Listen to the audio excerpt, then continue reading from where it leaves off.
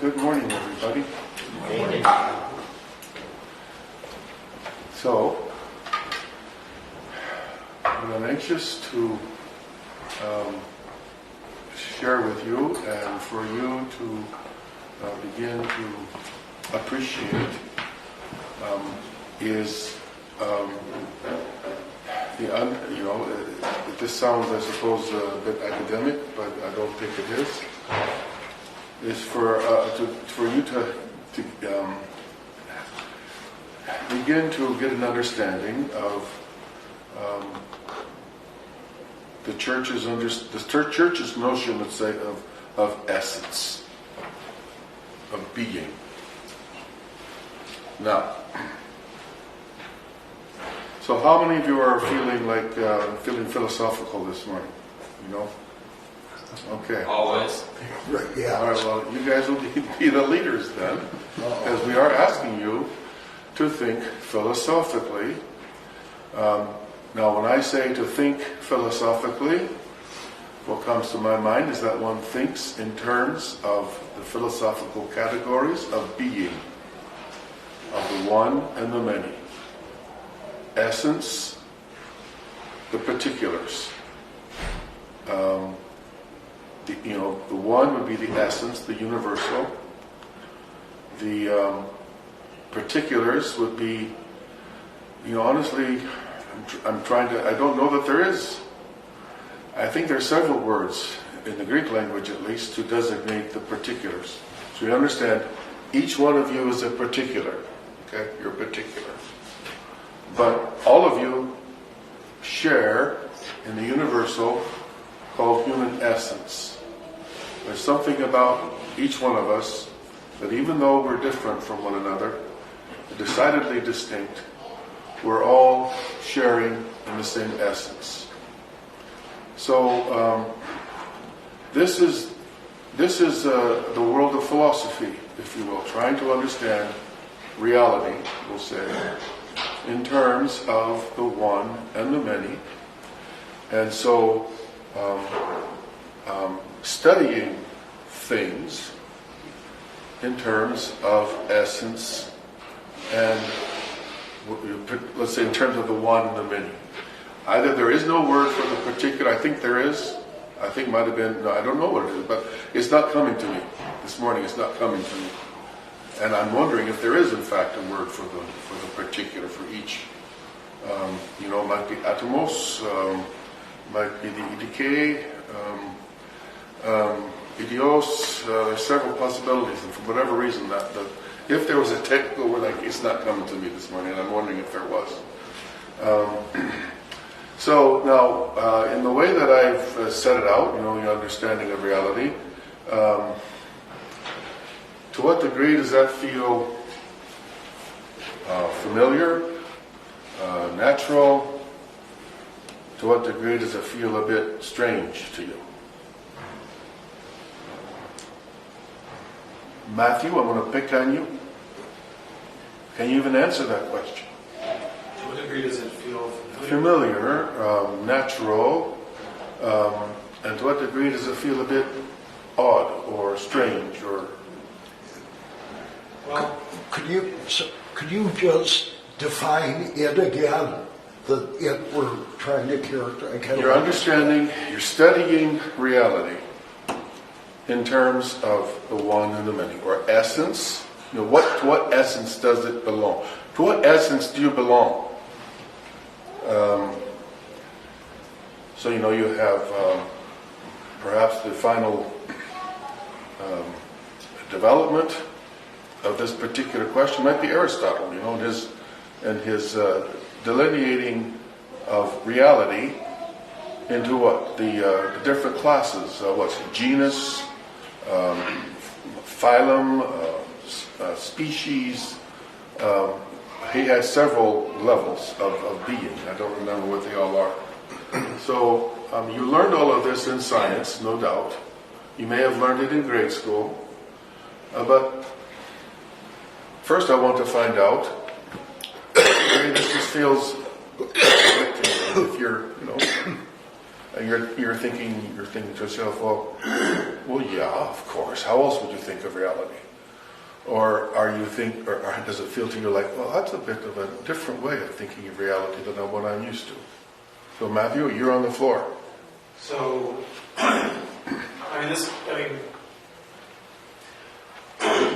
the taxonomy of Linnaeus, for example, that's very much Who, Linnaeus?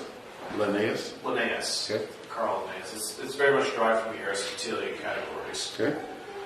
But to be honest, what springs to my mind when you're talking about the one and the many, the distinction between essence and particulars, is the Parmenides, the Yes. Platonic dialogue Parmenides, which deals specifically with the antinomy between the two. Now, Parmenides was a pre-Socratic, Right. so he was before Socrates. He's in 300-400 BC. Yes. Okay. And he was very much a devotee of the one. Like his entire focus was on the one, the essence. Is he the one that who was told by the Gothic that all movement is an illusion? I believe so. Yes. That does sound right. I don't know if it's him or somebody else, but yeah. Just a minute, Albert. Go ahead. So. And then also the Tao Te Ching. Oh yes. So Lao Tzu's idea that the way gave birth to the one, and the one gave birth to the duality, the two. Okay. And then duality gave birth to three, and then the three gave birth to the myriad. Okay. All right. So, well, you're describing it in more detail. So, there's a purpose when I'm asking this. We'll come to that purpose in a minute. Vladimir, do you want to try to answer the question? I'll give it a shot. Okay. And I'll invoke a much more modern, really more psychologist than philosopher, William James. Okay. I took a lot of classes in a building named after him in college. And he had a view that, to him, I think what he would call essence, in a positive sense, involved the unification of free will with a belief system that points free will in the right direction. Okay, but now wait a minute, Vladimir. We're dealing with the early centuries. We're not dealing with William James. We're dealing with the early centuries. And William James also is coming out of this philosophical milieu.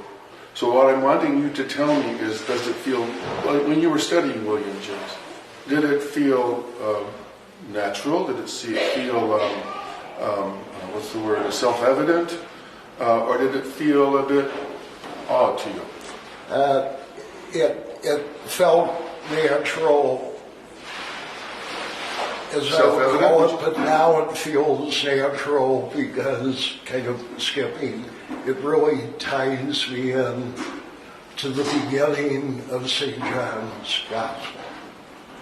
That, to me, is a definition of essence in a scriptural sense. Okay. Matthew, I'm going to pick on you.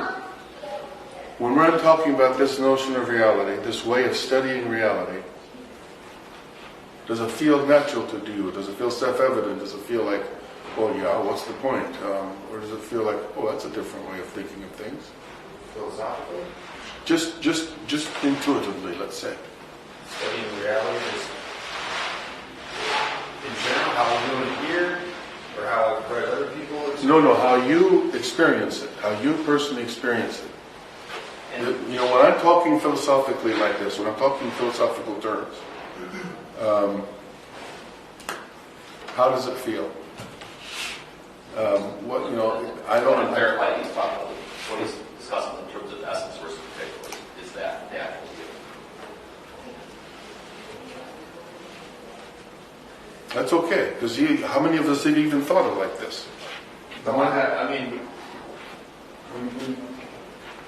I think essentially what we're trying to get at, or what I've taken from talking to you, is that we're trying to shift from thinking about what is into in a relational sense. Okay. That's very foreign to me And I've been very preoccupied trying to wrap my mind around that. Which is foreign? Thinking of things relationally. Okay, all right. That's very foreign to me. I'm very used to thinking of like what is, what are the constituents of what Okay. is. Yes, that's what I'm after. That's what I'm after. Kind of the root experience of our mind, the way that we embrace reality, or the way that we study reality. And I'm going to ask you to, if you understand, whether you're talking, you understand that this is, honestly, I think that the philosophical way of studying reality is very natural to the mind. I find that myself, I can contemplate a problem, a question of reality, let's say, a question of essence, and my mind just goes, by following logic, my mind can stumble into any one of a number of different philosophical schools. It's like philosophy is intellectually, what would you say, intuitive? Matthew, would you say intuitive, or is it just kind of, the mind just seems naturally to fall into that kind of thinking. I mean, Immanuel Kant, he was the 1700s, a Lutheran pastor, but was he a pastor, or was he just a philosopher? I think he was just a philosopher. He studied the whole epistemological question and identified different categories of thinking, or the mind thinks in certain categories, and I think it all makes sense. And this is the world that the Christian faith was entering into when she left the Bible. I mean, she didn't leave the Bible, but she fulfilled the commission. She went out to all nations in order to baptize them in the name of the Father, Son, and Holy Spirit. So she went to all the nations. But when she went away from home, when she left home and went into the nations, this is the reality, or this is the mindset that she encountered. And I'm thinking that because that mindset is, or that way of studying reality is, one put it in quotes, so natural to the mind, that it was also a snare to many of the fathers of the church. We're not fathers, we turned out not to be fathers. Let's say the bishops of the church. Because they tried, I would guess that they didn't even think about it. If we're going to make the gospel intelligible to this kind of a mind, this kind of a world, we need to put it in these philosophical terms. So we need to be describing God and Christ in terms of essence, what they are.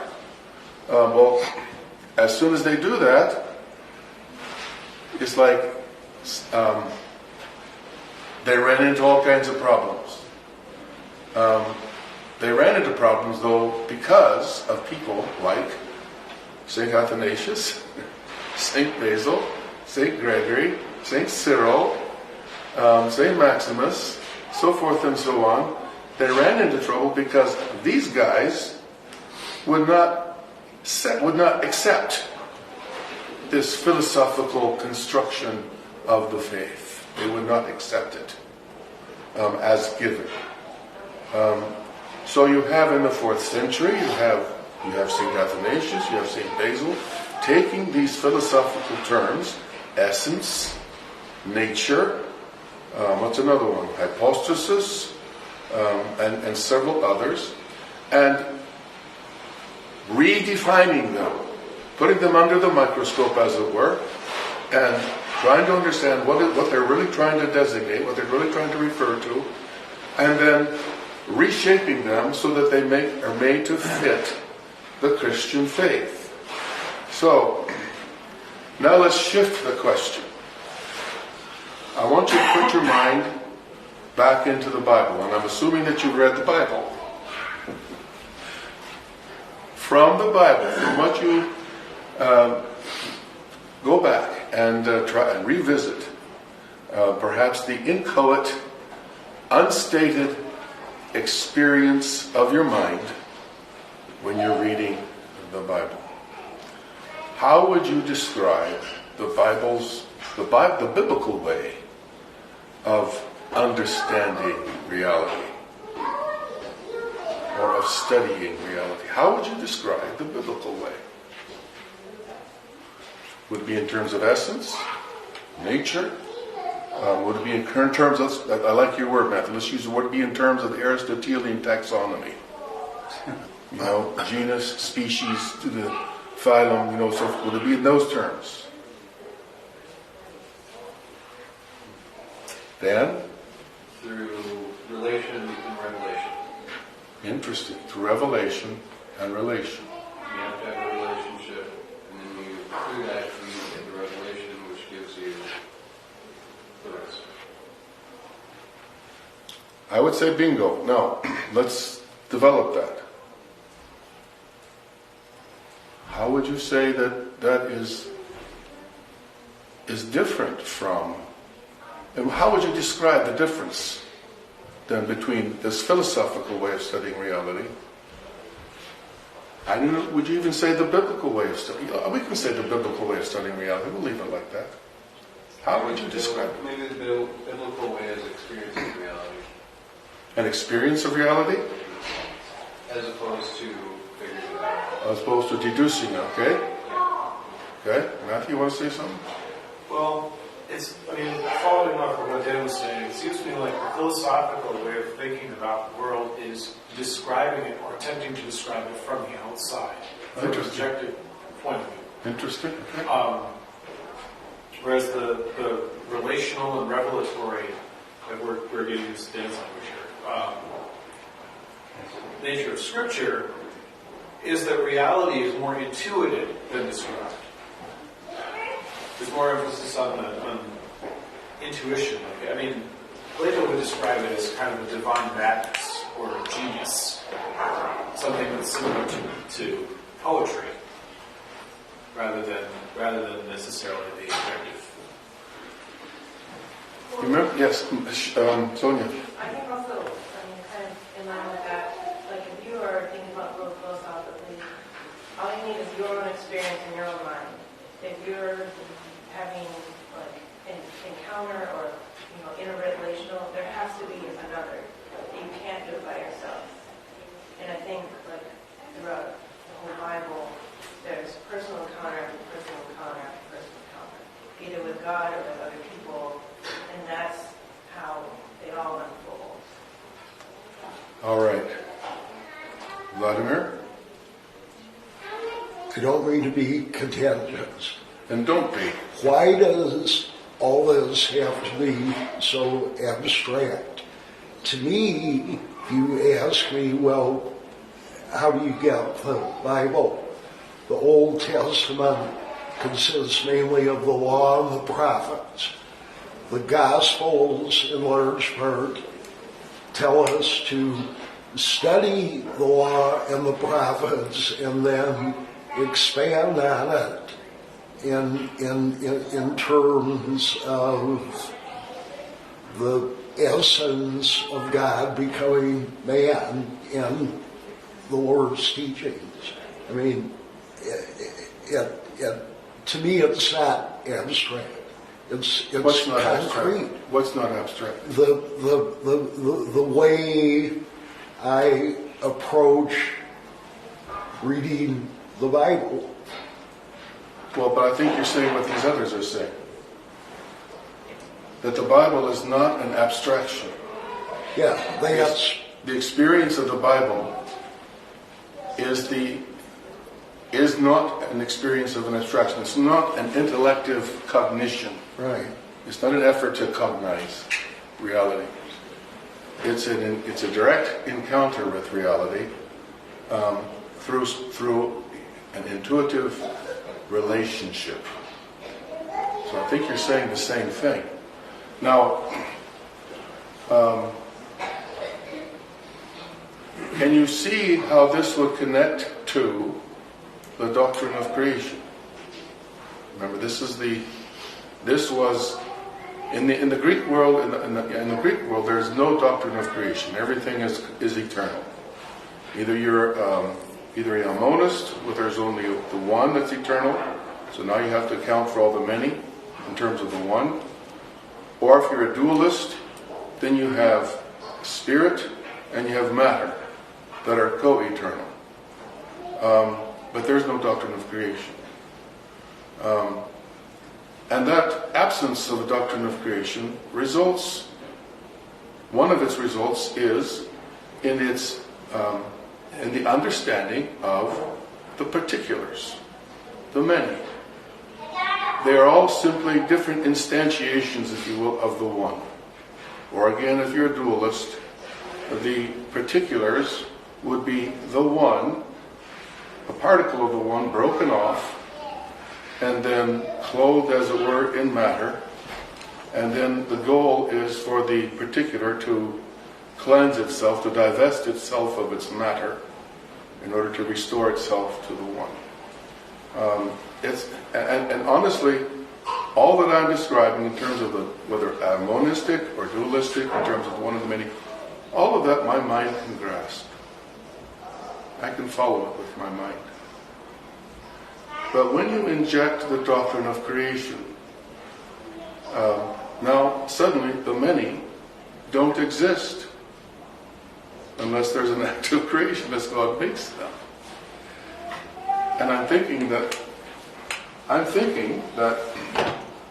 the experience of the Bible, the experience of reality in the Bible might be capsulized in Psalm 104 or Psalm 103 if you're reading from the Septuagint.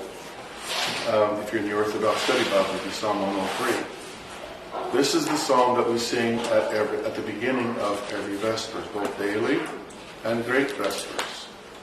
It's a creation hymn.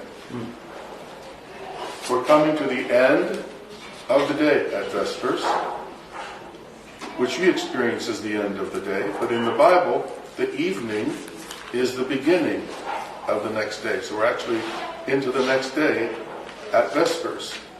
And that transition from this day to the next day in the Vesper service takes place, I believe, at O Gladsome Light. Now we're into the next day. So in Psalm 104, you just look, it's just everything is from God. Let's see, verse 5, thou didst set the earth on its foundation so that it should never be shaken. Thou didst covered with the deep as with a garment.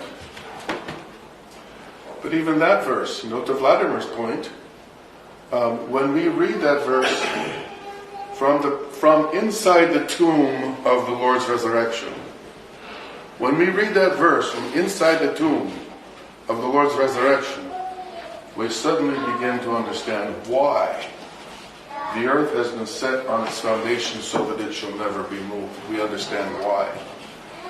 It goes to Revelations chapter 13, verse 8, where St. John, where the angels are talking, we're singing about the Lamb who was slain from the foundation of the world.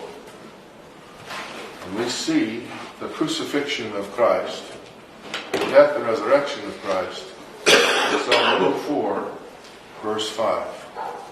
The reason the earth will never be shaken is because Christ, God, has conquered death, and he has established the world in his own resurrection. But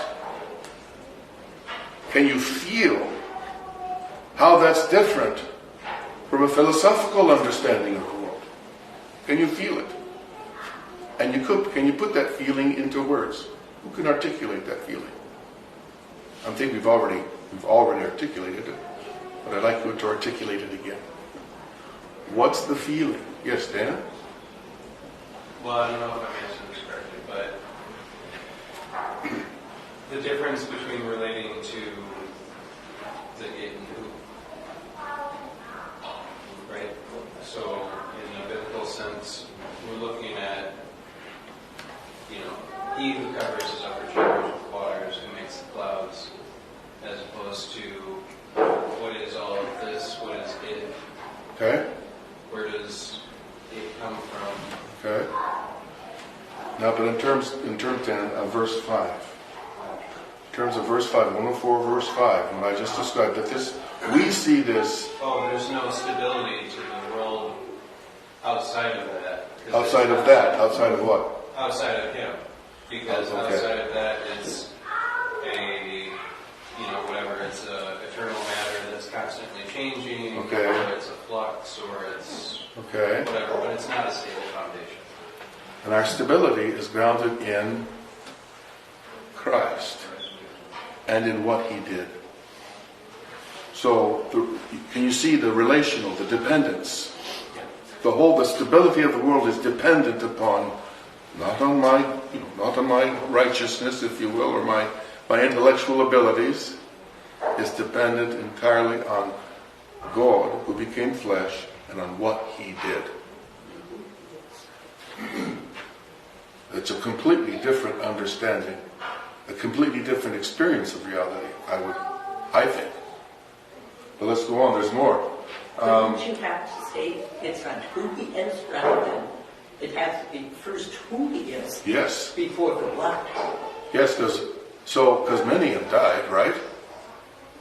But their death didn't affect salvation for the world, because who were they? They were just men, right? So yes, Christ's death affects the salvation of men.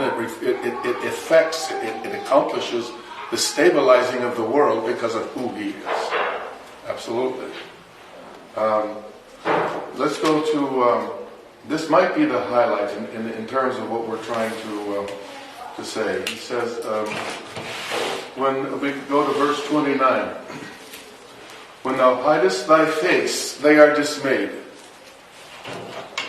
I'm guessing that in the Greek the word is prosopon, which is a personal thing. You're a person, you have a face. When thou takest away their breath, they die, and they return to their dust. There's a relationship here. If God takes away my living depends on God's will.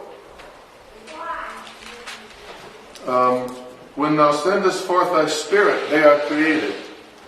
Now again, we read this from inside the tomb of the Lord's resurrection, and we see the cross. Because in Matthew chapter 27, verse 50, it says that the Lord sent forth his spirit. I think the verb is the same verb as to forgive. He sent forth his spirit, and what happens from the cross? As soon as he sends forth his spirit, what happens? The earth shakes, the rocks split, the tombs are opened.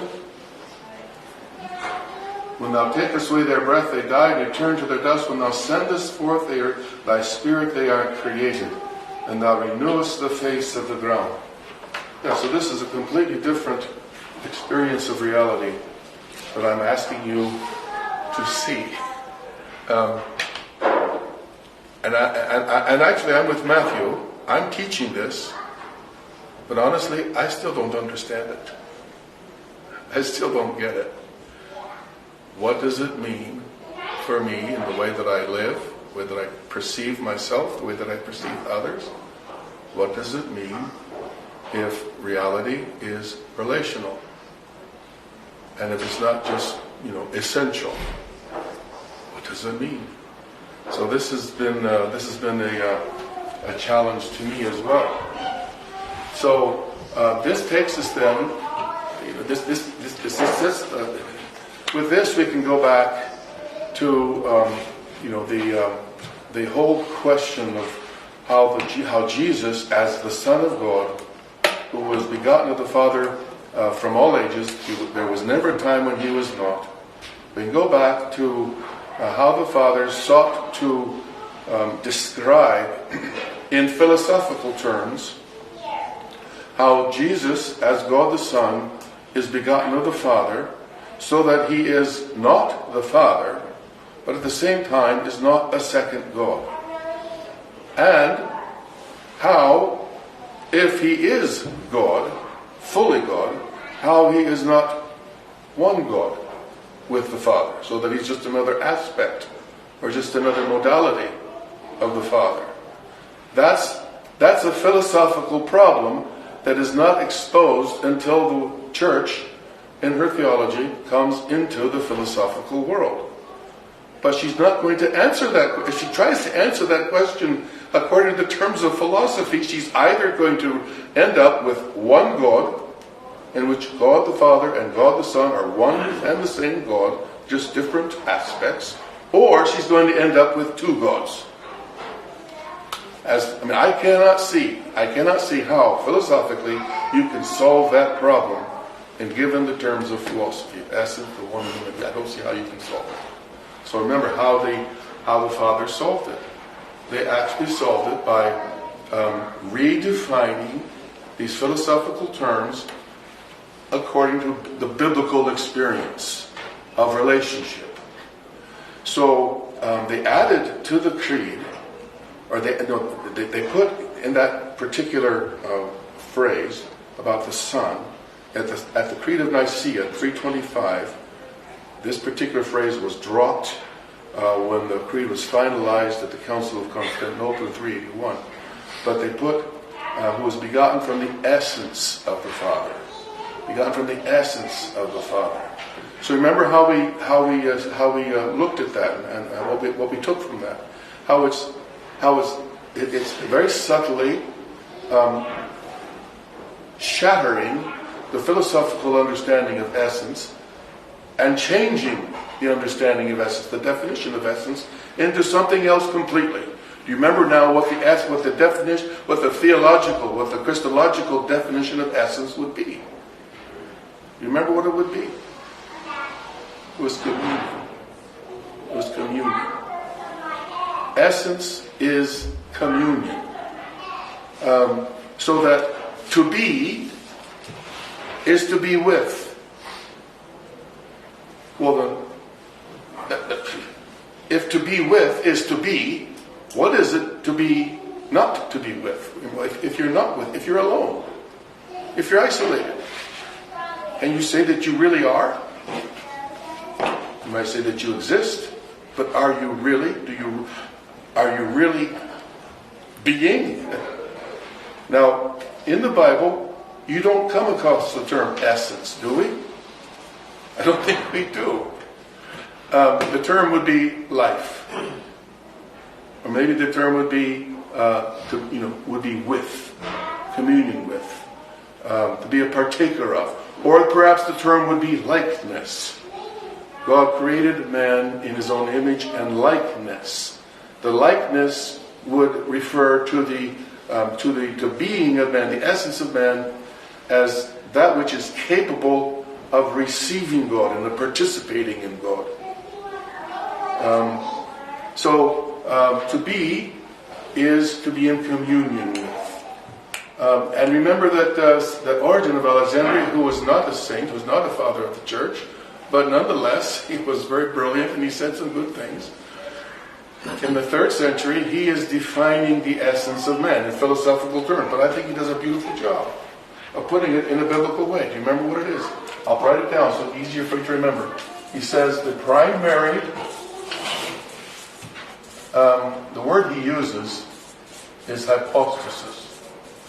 But in his day, hypostasis, which by the time of the 4th century would be separated out from the term essence, so that the hypostasis became the term for the particular, and essence was reserved for the universal.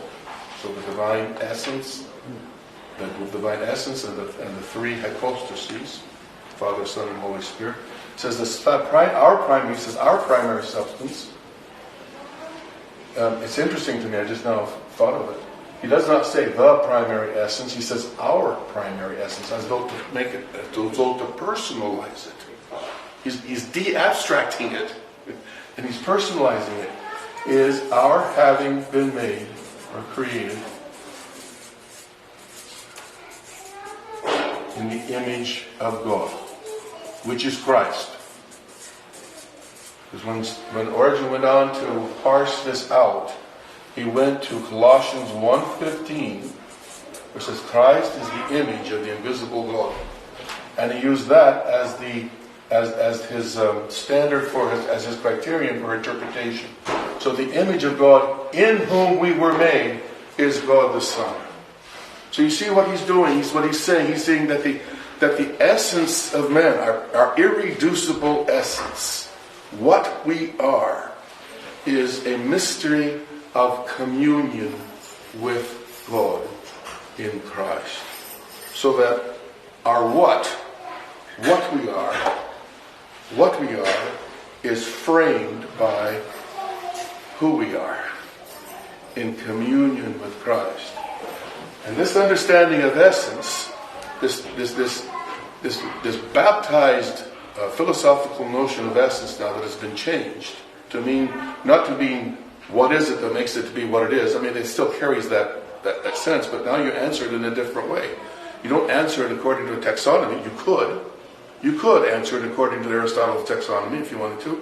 But now you understand that what it is that makes us to be what we are isn't any essential thing. It's not any kind of breakdown of essence. Rather, what it is that what makes us to be what we are is our capacity to exist to live in communion with God. Or in the terms of St. Peter, it's a capacity to be a partaker of the divine nature. So if our essence, if our being is to be with, you see how that is consistent with the commandments of God, of Christ. We're going to hear it in this morning's parable. What is the law? What is the essence of the law? The lawyer asks Jesus. What is the essence of the law? And what's the answer? Thou shalt love the Lord your God with all your heart, soul, strength, and mind, and your neighbor as yourself. This is how communion. This is how we live out our essence. It's by being with. It's by being in God, and as we are in God, we are in our neighbor. If we cut off our neighbor, well, come on, the neighbor is in God. So if I'm cutting off my neighbor, how am I not cutting myself off from God? How am I not offending God? By cutting my neighbor off from myself. So this is what I want you to begin to see. And the last thing that I want to do on this particular topic is I want now to explore how this changes or how it affects the understanding of the particular or the person. All right. Now we've nailed down the essence as the mystery of to be with, being in communion with. All right. Then what is it to be a person? What is it to be you? What is it to be me? Can we come to a biblical understanding of the person as opposed to a philosophical understanding, where I just see myself, as it were, as an ice cube, destined to be melted and dissolved into the water. There's no communion there. There's no communion there. So this is a radical change of the philosophical mind, of the worldly mind, that, like Matthew was saying, and like I shared, is natural to me. It feels natural to me. So this is a completely different way. This is the way this is the theology of the church challenging my mind to die to its way of thinking in order to begin to understand and experience reality in a completely different way, a way of relationship, a way of communion. All right, we need to get upstairs. So